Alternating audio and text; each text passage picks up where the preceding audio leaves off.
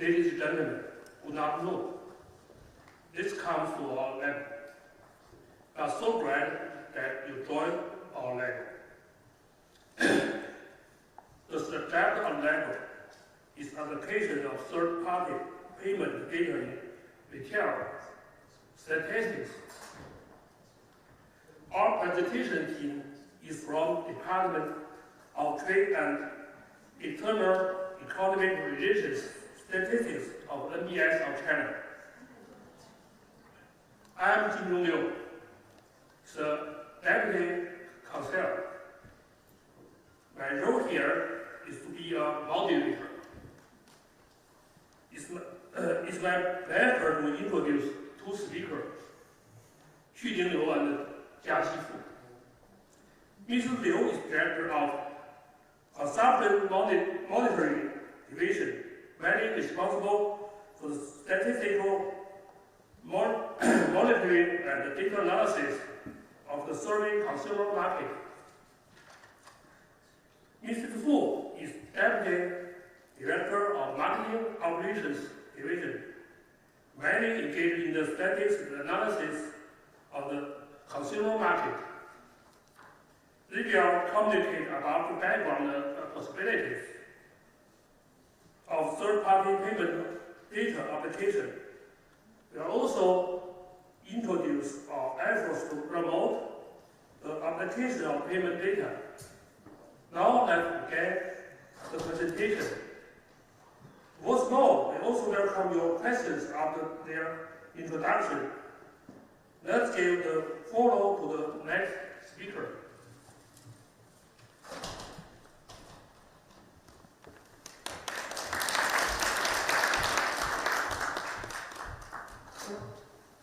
Good afternoon, everyone. I'm Jia Qifu from NBS. It's a great pleasure to be here with all of you. Just as Mr. Liu mentioned, today the theme we share is application of third-party payment data in retail statistics. My colleague and I will introduce this topic from the following parts. Firstly, the research background of our work. Secondly, the development and business modes of third-party payment. Thirdly, our work in promoting the third-party payment data in retail statistics. And fourthly, the difficulties and challenges we met in current research. And finally, our ideas for future work. As we know, with the gradual maturity of information technology and the development of e-commerce platforms and social software such as Taobao, WeChat, or TikTok, online shopping is growing rapidly, which has become our new normal of consumption. Last year, the scale of online retail sales in China was 13.8 trillion yuan. Meanwhile, consumption naturally accompanies with payment. With the increasing development of the national payment system, the proportion of cash payments in consumption has significantly decreased. Non-cash payments, especially the third-party payment, are becoming increasingly important due to their convenience and security. Therefore, a large amount of original payment data is naturally recorded while consumers complete transactions, thus providing us a new data source for retail statistics. When it comes to the research background of this research, we also need to introduce our retail statistics work first. Our main indicator is the total retail sales of social consumer goods. This indicator mainly reflects the overall size and geographical distribution to the domestic consumer goods market, the total and changing demand for physical goods by urban and rural residents and social groups, and reflect economic prosperity. We calculate this indicator by a combination by using comprehensive survey and the sampling survey. Specifically, like the units above the designated size, we use the comprehensive survey, like department stores and car sales companies. For the units below the designated size, we use like small shops or restaurants, we use the sampling survey.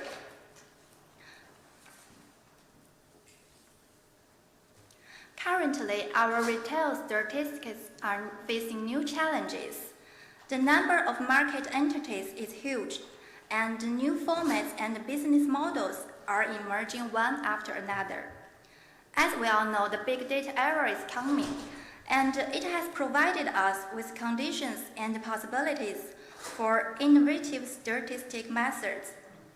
Firstly, applying third-party payment data in the field of retail statistics helps to enrich existing data sources, conduct multidimensional calculations, and improve the accuracy of data. Secondly, it helps to address the issue of missing data and insufficient timelines. Next, let me briefly introduce the development and the business models of third-party payment. Firstly, I would ask you, what is the third-party payment? For example, in China, when we want to buy something, we usually use Alipay, China Union Pay, or Weixin Pay. In foreign countries, maybe the most famous institution may be PayPal. According to relevant research, third-party payment is an online payment mode in which an independent institution with certain strengths and reputation guarantee to facilitate transactions between consumers and merchants. This institution usually dealt with China Union Pay or Next Union Clearing Corporation or Extra. In China, the development of third-party payment has mainly gone through 3 stages. The first is the budding stage from 1999 to 2005. China's e-commerce has just started, and the third-party payment market is in the early stage of cultivation. The second stage is the growing stage from 2006 to 2013. With the rapid increase of market entities and fast development of e-commerce, online payments are constantly expanding. The third stage is the maturing stage from 2014 to now. Social payments such as WeChat Hongbao have accelerated the expansion of third-party payment, while mobile payment has expanded into service fields such as catering, transportation, culture, entertainment, and healthcare. From this graph, we can see that in 2021, among the common consumption scenarios, mobile payment accounts for more than 80% in living and traveling, and more than 50% in public payment and ticket. To utilize third-party payment data, we must have a comprehensive understanding of the objects, business modes, and processes, and based on this, determine our research content and objects. The business types of third-party payments can be divided into multiple dimensions. According to different transaction types, they can be divided into consumption, transfer, recharge, etc. According to the different flow of funds, it can be divided into consumer to consumer, that is C2C, and C2B, B2C, and B2B. Consumer to business mainly refers to consumers make payments to merchants when shopping or enjoying services, which is the main business of personal retail payment and also the focus of our research.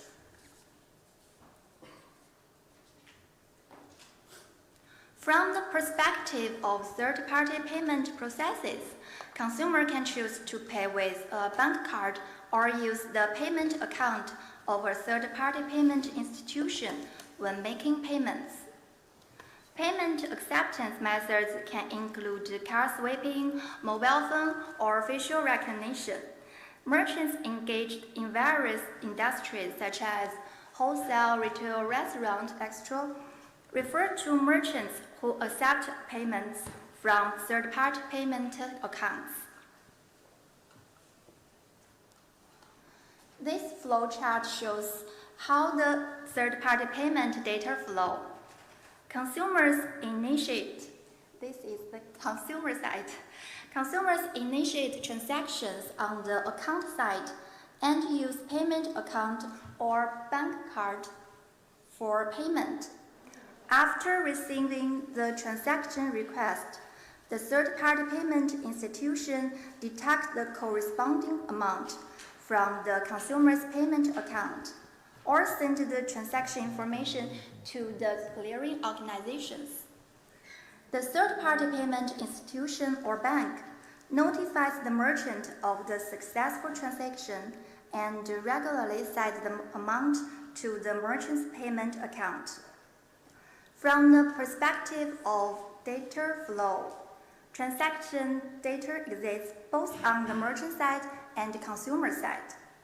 But personal account includes both consumer payment data and social payment data, just as I said, like Weixin Hongbao. The merchant acquisition data of third-party payment institutions is relatively single, with strong consumption attributes. Therefore, our research starts with the merchant side data of the third-party payment institutions.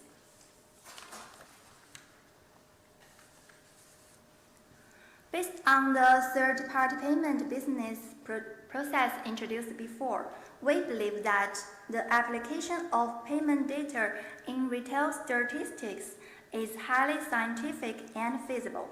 There are 3 reasons.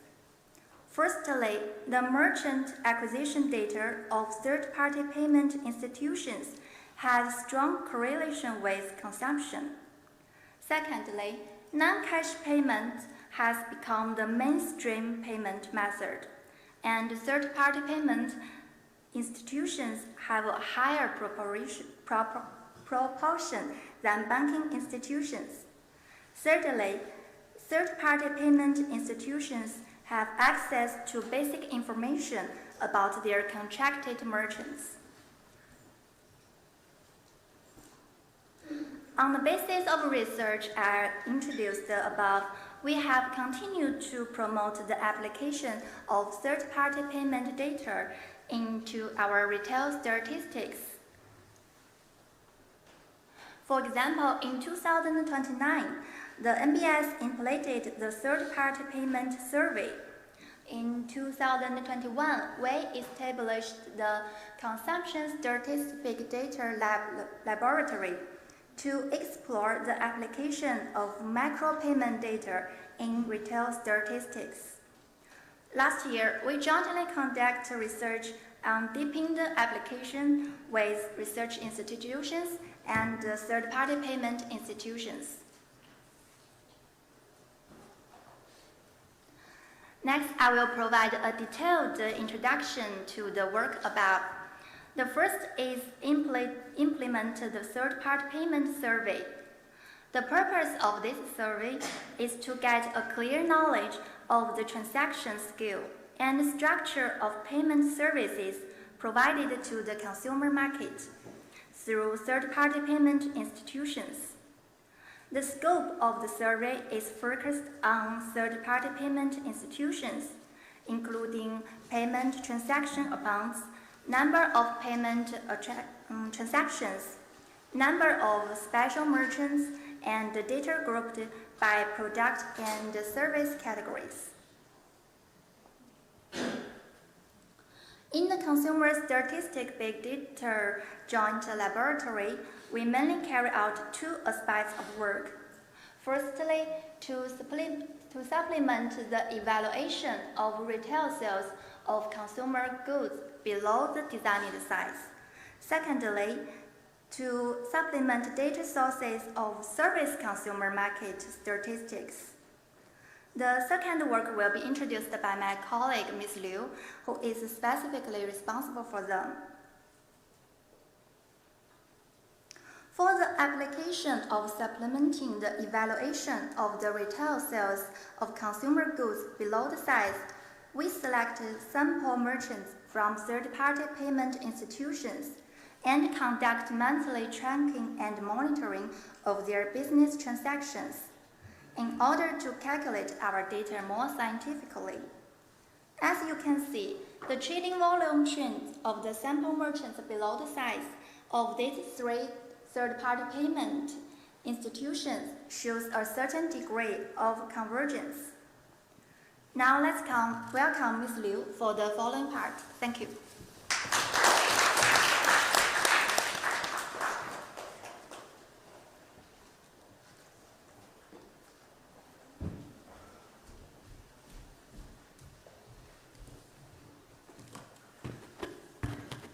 Good afternoon, everyone. I'm Xuning Liu.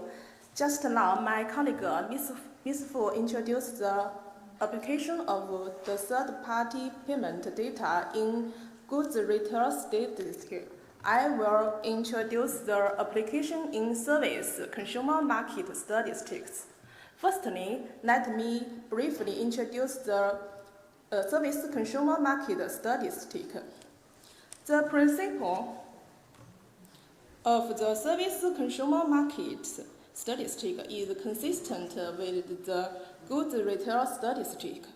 It monitors from the perspective from the service provider.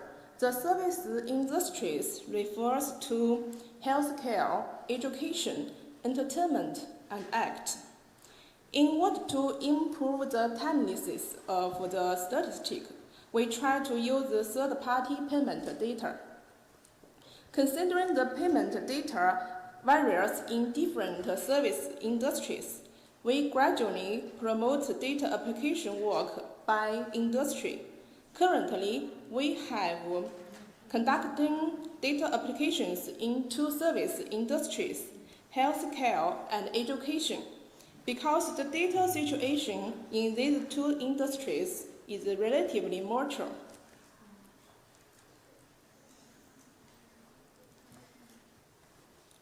We do much work on designing the process and the method of data calculation. The first step is to identify the merchant that meet industry characteristics from all UMS acquiring merchants. Then, we can extract the transaction information of these merchants. This is the sample of the information. It includes the merchant name, addresses, MCC code, and act. As we know that the accurate industry classification is the base of data application, most payment institutions classify merchant by merchant categories code that abbreviated as MCC code, which is in the table. It was developed by China Union Team. We mainly select eligible merchants by MCC code and industry keywords. There is a corresponding relationship between MCC codes and the statistical industry classification. Actually, this is one of the outputs of our previous search projects. So, in this way, merchants can be directly selected by filtering MCC code. In addition, we have sought out many keywords that describe the characteristic of business activities. By searching for merchants' names with keywords, we can also select some merchants. So, the database of the overall industry merchants is framed. The second step is to calculate the turnover growth rate of a certain service consumer market. Before the calculation, it needs to make a pre-treatment of the raw data. then summarize the data to calculate the year-on-year growth rate. This figure shows the result. It is the year-on-year growth rate of transaction in the healthcare industry from January 2021. The blue line presents the revenue growth rate of healthy care enterprise. It obtained through the enterprise survey conducted by NBS, and the green line represents the turnover growth rate of healthcare merchants. It's from the payment institution. It can be said that the two lines show high uniformity. Their trends are familiar. In order to deepen the application, we have carried out some research projects in collaboration with professional statistical departments, university, and payment institutions. At present, 2 application research projects have been finished, and some initial goals have been achieved. First one, we have sorted out the correspondence between payment classification and statistical classification, such as the correspondence between MCC code and the National Economic Industry classification. We also sorted out the correspondence between Weixin Pay classification with the service consumer market statistical industry. Second, we have conducted empirical analysis by using payment data. Third, we are more clear about the path of the application work. In 2023, we will conduct in-depth research with UMS. The topic is research on the application of transaction data of one acquire in consumption market statistics. It will be finished in 2023. Next, I will introduce the difficulties and challenges in our application. As we know, it's very difficult to turn the unstructured data into the structured statistical data. In the process of using the payment data, we are mainly facing 3 challenges. The first one is incomplete data coverage. In fact, a part of consumer payments are achieved through personal-to-personal transfers, and the scale is not small. However, this part of data is not included in the data we are using. This may result in missing some transaction data. Besides, in terms of the data scope of a certain payment institution, a merchant can use multiple payment institutions. So, any payment institution's data may be incomplete. The second one is the inaccurate classification of industry. Although we have sorted out the correspondence relationship between payment classification and the statistical industry classification, however, the classification of payment mainly depends on the selection of merchants when they sign the contract with the institutions. Due to the difficulty in distinguishing the category and some selecting needs, it cannot accurately reflect the merchant's category, and therefore cannot correspond to its industry category. The third one is the difficulty in data cleaning. To ensure data stability and comparability, it's necessary to clean transaction information for structure output. But due to the influence of laws, such as the scope and the classification problem mentioned above, data fluctuations are significant, and data cleaning becomes difficult. Especially, it's difficult to emulate the impact of payment institutions' changes on data. Finally, I will introduce the future plans to improve the application.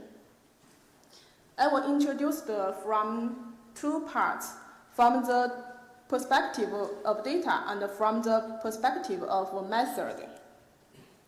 From the perspective of data, the main work is to obtain more data resources.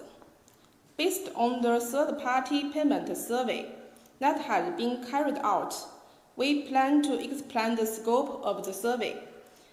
At the same time, we plan to deepen the collaboration with payment institutions and use fine granular data to do more in-depth research.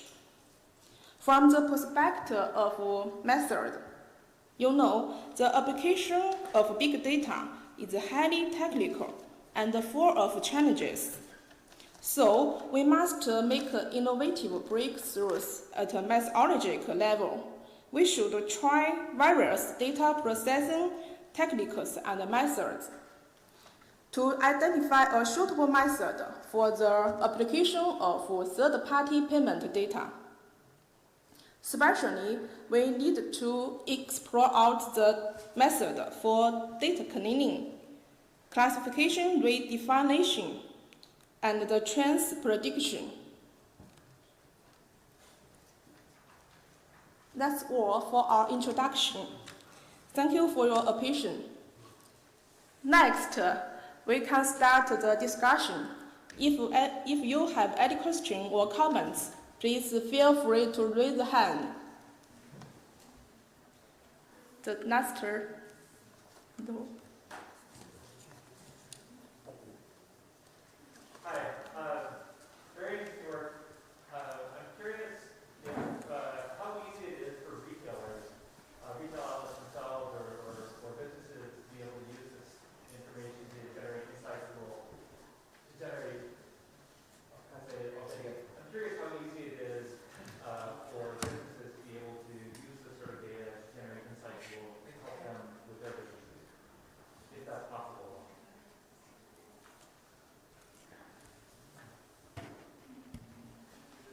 Please pardon.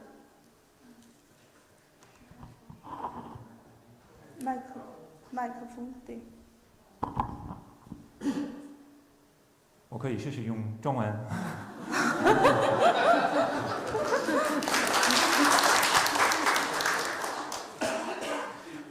我的问题是这个，我很好奇，我不知道如果一个商店的老板想用这样的数据，可不可以有这个方法让他们也用这种数据吗？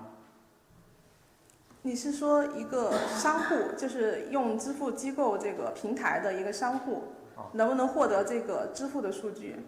是这个意思吗？对。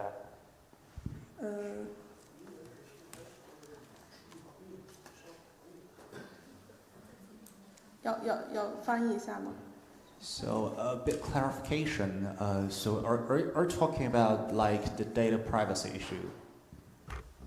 Not just data privacy, but I'm wondering about access. So specifically for businesses or retailers who would also like access to this type of data to generate insights that will help them improve their businesses, make better decisions.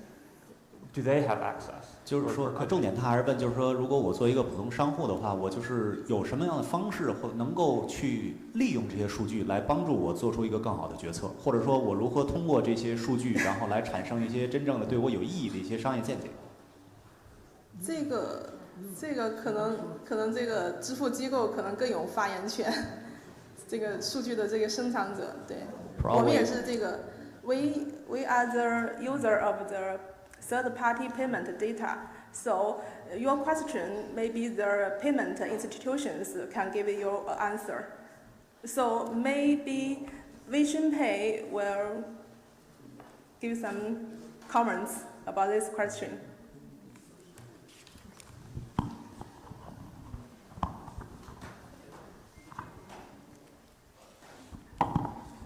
大家好，我是来自微信支付的我简单回应一下这个问题，就是，因为支付机构和商家之间呢是一个合作关系。其实关于用户对用户的消费数据呢，其实商家是天然有自己的一些那个用户的订单数据的啊。然后支付机构呢是掌握的是支付机构在用户支付过程中产生的一些交易信息。也就是说，就是具体的用户在具体商家做一笔使用第三方的支付平台去做一笔支付的话，是商家和支付机构各自拥有各自的一部分数据。这部分数据呢，基本上都是可以反映到这个具体的这个交易信息的啊。这是第一点，就是双方都可以掌握这个具体的消费的订单的信息。这是第一点，然后第二点呢，其实是关于这个数据到底能不能，就是商家或者是这个支付机构能不能去用这个数据，或者是怎么去用这个数据，这里面可能会涉及到一些那个合规的问题啊。是说完这一段翻译还是？Yeah, I'm from WeChat Pay. So I have several points to make. Number one is that the payment institutions and merchants are in collaborative relations. So when a consumer is buying something or to do some consumption, part of the data actually is owned by the merchants, and part of the data is owned by the payment institutions, like the processing information is owned by the payment institutions. So in general, both the merchants and the payment institutions own part of the data that reflect their own insight or need. So they have their respective data ownership. That's the first part. OK. 然后第二部分是怎么用的问题啊，就是首先呢，商家或者是支付机构呢，肯定是基于一些这个历史的一些这个用户的支付数据啊，比如说有多少用户在我这个店家进行消费了啊，就是我可以对一些历史的这些数据或者订单的数据呢做一些汇总分析，然后汇总分析的话，去更有利于去辅助我做一些这个商业的决策啊，这个是在用户明确向用户告知的情况下啊，就是符合这个合规的要求的情况下，是可以使用这些数据的啊。Second, as to how to use the data by merchants and payment institutions, both parties can fully leverage the historical transaction data to make some analysis and summary. For example, they could know, say, how many users have consumed any goods at a particular site. So as to make better business insight based on the consent by the consumers.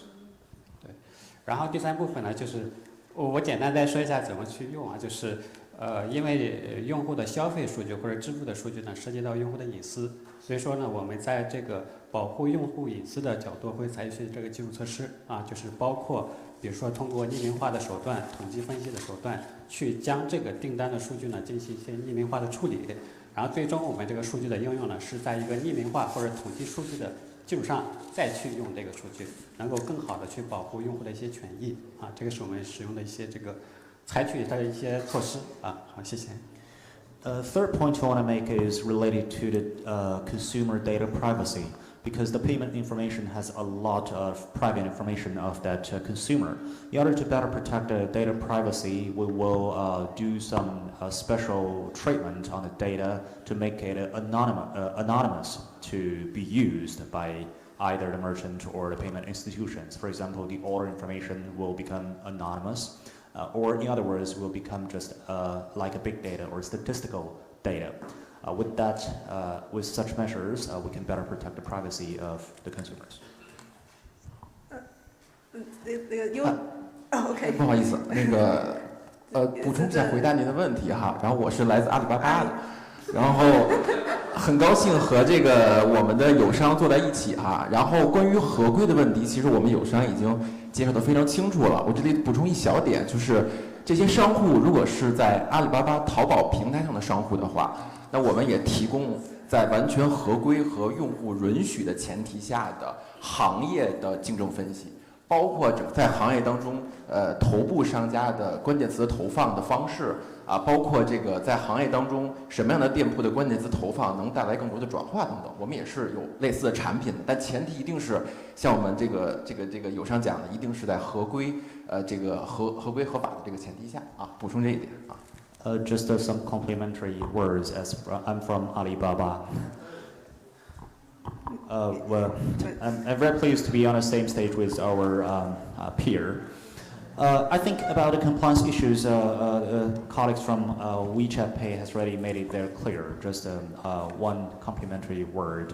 If a merchant is generating some information on, for example, Taobao or other merchant platforms of Alibaba, first of all, the precondition of data use is with the consent of the consumers, and with all, they have to follow all the compliance issues. Alibaba also provides some other value-added services like the industrial competitive analysis report.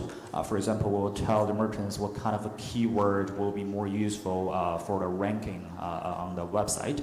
But everything we do is based on the consent of the users and compliance. Okay, another payment institution. 那个，我来自银联商务股份有限公司。马上我3分钟，1分钟讲一下。就是说这个我们友商都讲完了，阿里、支付宝那个腾讯、银联商务也得讲一讲，是吧？我觉得刚才是这样啊，就是说那个稍微有点敏感，我可能听下来，咱们的这个嘉宾问的是数据怎么用，是一个数据普惠的问题，对吧？那么我就一句话讲一讲，讲一讲。那么银联商务呢，为我们300万的商户提供这一个方面的专门的数据智能服务的，也就是说专门为商家，他可以从外部端获取他的这个对账信息，包括交易数据，也会从我们银联商务的 APP 上有专门的 BI 图给他展示他自己的经营特点，以及他商圈的和整个街道和他的这个一些均值的这个波动比较。那么对于我们服务的大型的商户，我们有定制的商业咨询服务，包括如何用数据来为他的这个经营提供数字化赋能。所以确实有这个服务，有。谢谢。I'm with UnionPay.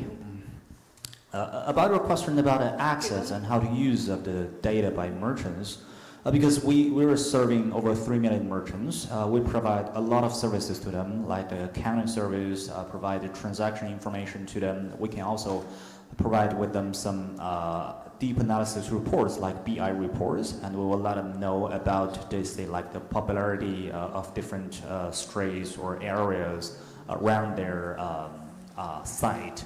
For some large customers, we also provide BI services to them so as to make better information-based decisions.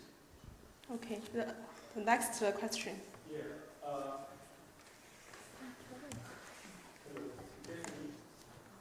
No worries. I do have, my name is Gerald, I'm from Darien University, DUT, and I have 3 questions or 3 areas of concern. Having been here and used some of these third-party payment platform. And the first question is on the issue of noise. Whenever we are using these apps, there's a lot of ads within this platform. And one of the challenges you highlighted is the noise. Why the third-party platform, whether it's Alipay, WeChat, why can they not provide an option for me to switch off the ads? Or does that mean that my data, the difficulties of data cleaning, and the same thing with the Fudan University, they were trying to replicate the same thing with ChatGPT. And the noise issue about having a lot of ad data within that data, it is becoming difficult because of that noise. Can I have an option between whether it's UnionPay, Alipay, or Wixin to put off that I don't want the ads, I just need to use their services? And the other question is, one by one. Okay. Thank you. I should have rated the 3 of them, then you answer them. Okay, I can finish question. Yes, let me finish the question so that you can answer all of them. The second question is, the Chinese government has an option of introducing CBDC, that is central bank digitized currency. And here we are talking about the third-party payment system. What happens in the next, futuristically, do we see the Central Bank of China being in control of more of our payment through the CBDC, or the model will change? An example, with WeChat and Alipay, it has provided a great challenge with debit cards from the bank, so that each and every time I'm getting ads from my bank to use their ads, and they'll give me some incentives. So they are using gamification. That if I use the ad, then I get some allowances in that. So what happened in that when the CBDC is introduced as another medium of payment? The last question, With the e-commerce mode of payment within this region, we have had the effect of the local retailers. These payment systems they have been provided, they are changing the whole model of B2C, and they're introducing either an agent in the middle, or we have in the big corporation in the big city like Hangzhou, Guangzhou, and the cities where I'm from, the north, the retailers have been affected. Like most of the quote Yifu retailers have totally closed down because as students or researchers, we never go there, we just go online. So what happened with the business design in this area in terms of the jobs being affected and the businesses being affected in that sphere, mostly even after COVID-19. Kindly. Thank you. 有几个问题吧。第一个就是关于这个支付数据的一个噪音的问题，因为现在这个实际上各个平台当中呢使用的这个 app 也很多，所以我想了解一下，无论是比如说在阿里或者是腾讯的这个平台上的话，怎么处理这个支付数据噪音的一个问题？因为这里面或者有很多这种，比如说像广告啊这种东西出现，但是呢。我们如何，比如说，据他了解，可能是在复旦大学的话，现在也在做一个这样的这种研究，就是如何在整个的支付数据当中，比如说把这些广告的数据，这些对于商家来说可能是无用的或者一些噪音的数据去除掉啊，所以我想了解一下这个关于数据噪音的这个问题。然后第二个问题呢是关于这个最近中国央行推出的这个数字人民币的这个问题啊，因为央行的话推出这个数字人民币之后的话，也想了解就是。和比如说原来现有的这种，比如说微信支付和阿里支付，这个会有一个什么样的挑战？因为毕竟这个数字货币出来之后的话，可能在我们看来就是相当于多了一个数字支付介质这样一个东西。先说这两个吧。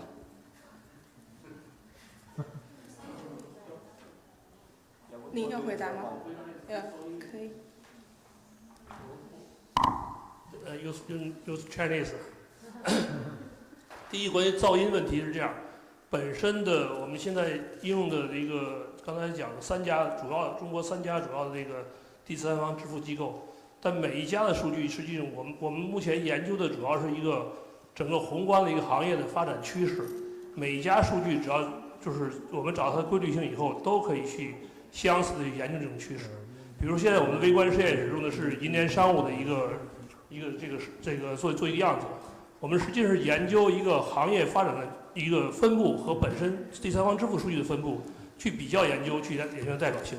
那么做的时候肯定要去噪音，这噪音有几种，一种呢是本身刚才您讲的这种可能带来非交易的一些信息的一些噪音，第二种噪音可能就是因为本身刚才讲有多家支付机构在一家商户里面可能存在相互竞争，那么我们会选取就是相对稳定占比的。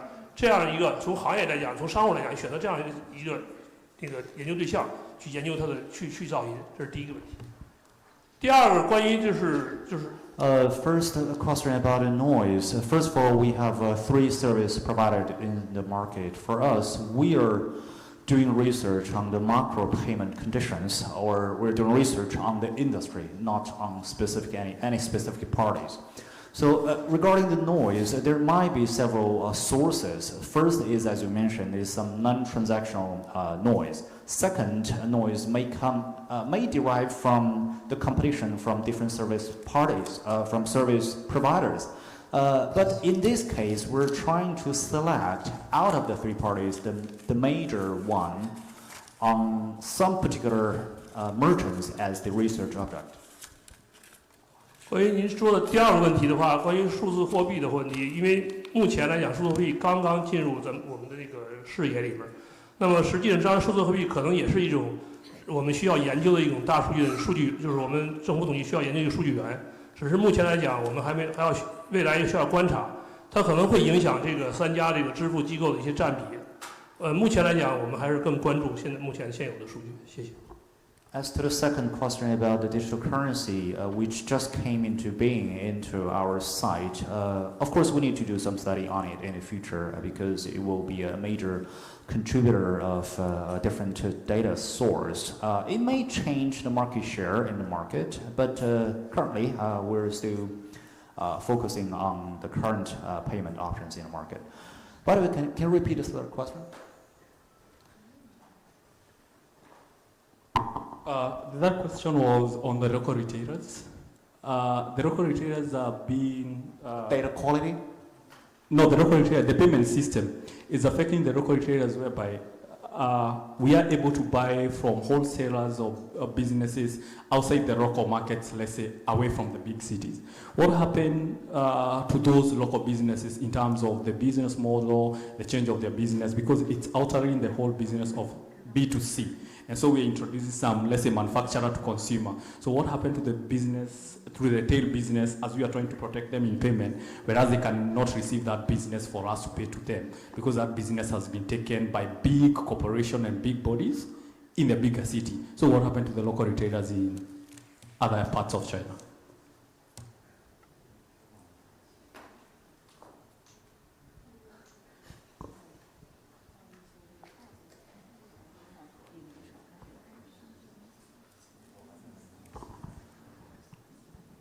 其实就是想问说，在这样的一个数字支付之下，可能有更多的这种零售的形式是从大的一些，比如说甚至是批发的形式，或者是大的这种商务去进行交易。那么它如何会，比如说在大城市发生？那么如何，比如说包括一些小的地方，包括刚才他提到可能会影响当地的就业的情况啊，零售的这个情况，就对这个对他刚刚提到的，甚至会对这个就业有些什么？ I think this question is out of our work. Yeah. So the next question. Thanks for the chance. I am from the Wuhan Real Estate Marketing Management Center, and I am a data analyst. Please allow me ask question in Chinese. 我是来自武汉市房管局市场中心的研究员。 那么目前呢，武汉市在推进我们国际消费中心城市这一块呢，正在积极的培育和建设。那么我们在关于房管领域呢，在第三方支付包括线上平台这一块，也在积极做出一些尝试。那么去年呢，我们也在研究开发自己的本地的购房系统，但是在支付端这一块，包括也跟银联在合作，但支付端这一块始终没有打开。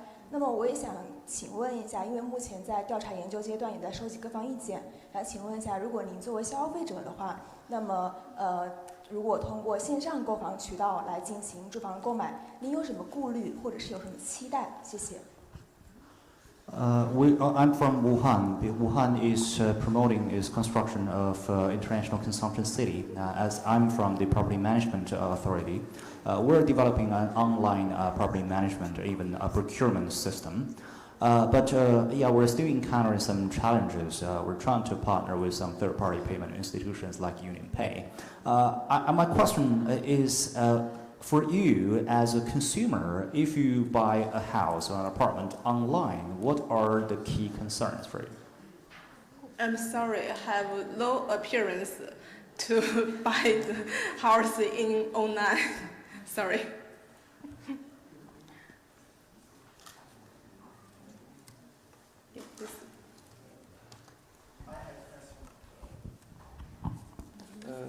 Can the third-party payment data represent the development trend of relevant industries? Just this question. Industry. How? How can the third-party payment data represent the development trend of relevant industries? Environment. 那就是说，想问一下，就是第三方的这些支付数据的话，是如何影响这个行业的发展趋势的？或者说，它这三方的这个支付数据是否能够真正的代表这个行业的发展趋势呢？Mr. Liu。谢谢刚才这个提问。刚才那个我们就是那个 Miss Fu Miss 刘已经回答了这些，就是其实讲了一些问题。关键是这样。 我们还是刚才我开始其实已经回答这个问题，就是第三方支付数据不可能就是拿过来就可以用到这个行业，去完全反映这个行业的发展趋势。我们现在刚才也讲了，我们在跟就就是数据源本身这个支付机构以及跟高校去合作，还是研究这个它本身的行业本身的一个分布情况，本身过去的分布情况，以及用第三方支付数据反映的这个行业的分布情况，我们去研究分布之间的相似性，来看看如何去反映这个行业的代表。谢谢。Well, thank you for your question. As Ms. Fu and Ms. Liu said in the presentation, third-party data cannot be applied straightforward to any particular industry. Nowadays, we're also partnering with many related parties, including the universities, on the data source. What we are studying actually is based on the historical data to study the similarities and differences of the data distribution. Now the time is up. The conference manager shows the time limited bar. So, sorry. The next welcome Ms. Liu give the summary of this session. Thank you very much.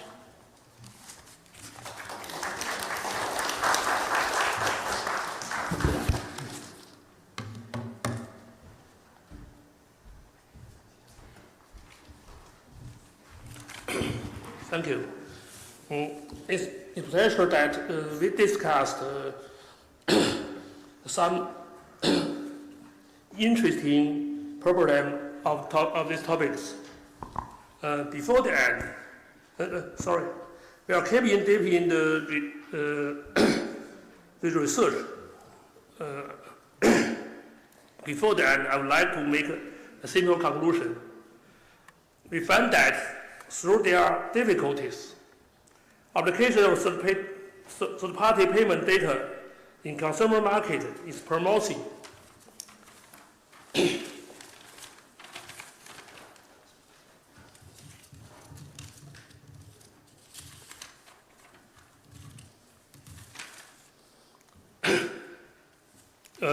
We can, sorry.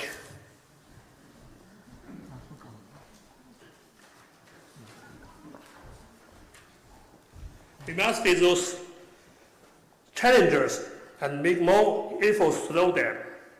So we encourage more statistical institutes to research on it. We also hope to get more outcomes. If you like to communicate about the subject later, we will welcome your emails. You can find the emails address on the PPT. Thank you all again to listen to us. That's the end of lecture. Thank you.